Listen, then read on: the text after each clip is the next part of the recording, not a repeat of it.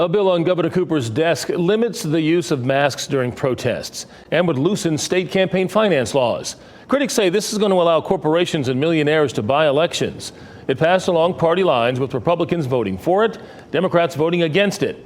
Our Capitol Bureau Chief Laura Leslie is live at the legislative building. Laura, why are critics so fired up about this legislation?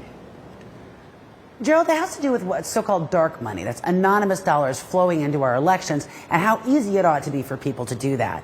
The Democratic National Committee and the Republican National Committee, those federal committees, are set up very different financially. Republicans here say it's easier for North Carolina Democrats right now to get help from their federal committee than it is for Republicans, so this simply evens the playing field. But Democrats say this goes a lot farther than that. They say that it'll make it easier for anonymous donors to influence our politics, especially in the race for governor.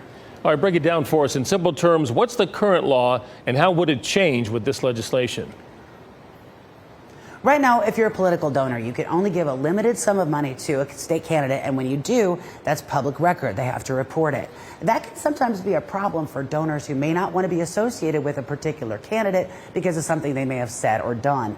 This bill would make it easier for those mega donors, wealthy people, to give huge amounts of money to a candidate anonymously by going through an outside group. That outside group can now funnel it into the state party committee, that's the state Republican committee or Democratic committee, and those committees in turn can send unlimited amounts of money to a candidate's campaign. So that's what leads to critics saying that this is just a loophole in the state's law for wealthy campaign donors.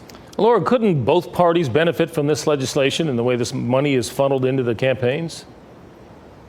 Oh, they absolutely could, and that's something that good government advocates were criticizing when they were talking about this bill. They say it's going to lead to a lot more dark money throughout our political spectrum. Laura Leslie, live on Jones Street. Thank you, Laura.